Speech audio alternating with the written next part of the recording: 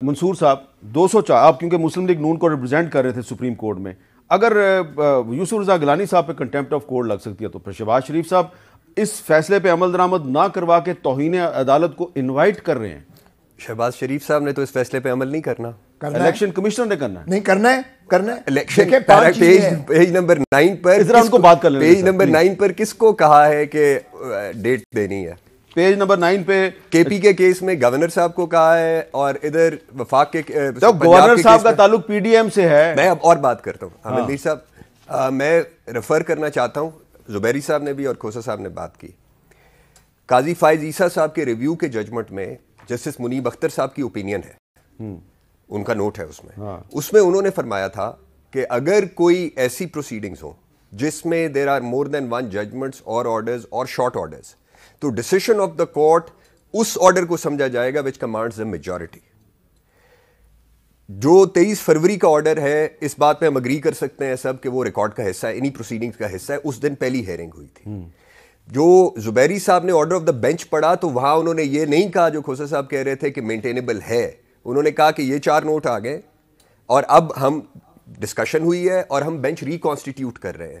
تو ایک پرزمپشن یہ کیوں نہیں ہو سکتی کہ جسٹس یحییٰ افریدی اور جسٹس اطہر من اللہ کو اس لیے نہیں شامل کیا گیا کیونکہ وہ آلریڈی ڈسمس کر چکے ہیں، بٹ یہ نہیں تھا کہ ان کا جو نوٹ ہے یا وہ ریکارڈ سے حذف ہو گیا. اگر آپ کی انٹرپریٹیشن کو درست تسلیم کر لیا جائے اور تارڑ صاحب کو بھی درست تسلیم کر لیا جائے تو اس کا مطلب ہے کہ چیف جسٹس عمر عطا بندیال صاحب جو ہیں انہوں نے مائنورٹی ججمنٹ کو میجورٹی ججمنٹ بنا کے پیش کیا. نہیں، وہ جو پہلا پیراگراف پڑھا ہے نا کہ 3(2) سے، دیکھیں وہ تو اس کے تو آتھر جو ہے ون آف دا 3 ججز ہے نا. اسی لیے آپ نے جو میں نے آپ کو پیج 11 پہ بتایا کہ انہوں نے کہا کہ میں نے اپنا سیپریٹ آرڈر اٹیچ کیا ہے، نوٹ نہیں ہے، آرڈر ہے. اور اسی لیے لاسٹ پہ آپ کو آرڈر آف دا بینچ نہیں نظر آ رہا کیونکہ آرڈر آف دا بینچ نہیں ہے، دیر آر 2 سیپریٹ آرڈرز. اور فائنلی حامد میر صاحب، انہوں نے ان کو ناقابل سماعت قرار دیا ہے. یہاں کسی کا کیس یہ نہیں ہے، نہ مسلم لیگ نون کا کیس ہے یا گورنمنٹ کا کیس ہو سکتا ہے کہ جی ہائی کورٹ میں جو پڑی ہوئی ہیں پٹیشنز وہ بھی نہیں چلائیں وہاں جا کر. یہی ہماری وہاں پہ بحث تھی کہ ایک ججمنٹ آ چکی ہے، اس کے خلاف ایک اپیل آئی ہے، اس کو تو وہاں چلا نہیں رہے. یہاں 184(3) میں کیوں آ گئے؟ وہاں چلائیں. اور ہائی کورٹ نے کہا ہے، سپریم کورٹ میں ابھی 2 ججز نے بھی کہا ہے کہ 3 ورکنگ ڈیز کے اندر ہائی کورٹ فیصلہ کرے، تو لے لے ہائی کورٹ سے فیصلہ. پرابلم کیا ہے؟ جی سر، آپ کچھ کہنا چاہ رہے تھے. دیکھیں مجھے سمجھ نہیں آتی ہے کہ اس کے بعد جو ہے 90 دنوں کے بعد یہ کیئر ٹیکر حکومت نہیں ہوگی، کوئی چیز نہیں رہے گی. اس کا مطلب ہے you are wanting a vacuum because تو یہ جو پنجاب اور کے پی کے میں جو کیئر ٹیکر گورنمنٹ ہے 90 دن کے بعد یہ خود بہت ختم ہو جائیں گی.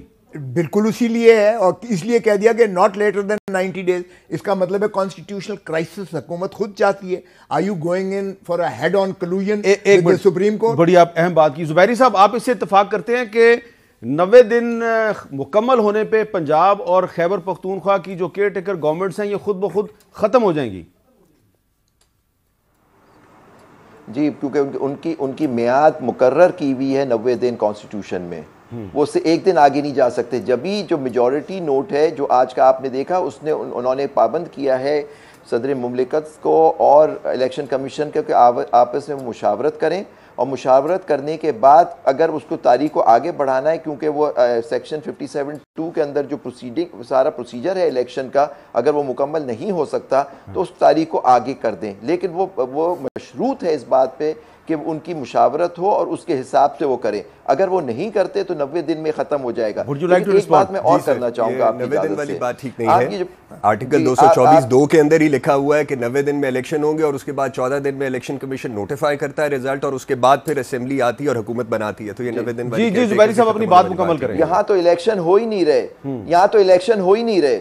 دیکھیے حامد میر صاحب، یہاں الیکشن تو ہو ہی نہیں رہے. وہ الیکشن ہوں گے 224(2) میں جو لکھا ہوا ہے کہ الیکشن ود ان 90 days ہوں گے، یہاں تو وہ کرا ہی نہیں رہے 90 days کے اندر الیکشن. تو پھر 14 دن کہاں سے آئے گا؟ تو اگر آپ کی پیریڈ میعاد اس کی 90 دن ہے تو آپ کے الیکشن ہونے کے بعد وہ 14 دن ہے. اس کے اگر نہیں ہوتے الیکشن تو پھر کیا ہوگا؟ یہ 14 دن ان کو پھر بھی 14 دن ملیں گے اس کے بعد. یہ کیا بات ہوئے؟ بالکل یہ کیا 11 سال ہوں گے. میں کرنا چاہ رہا تھا میں ایڈ کر دوں.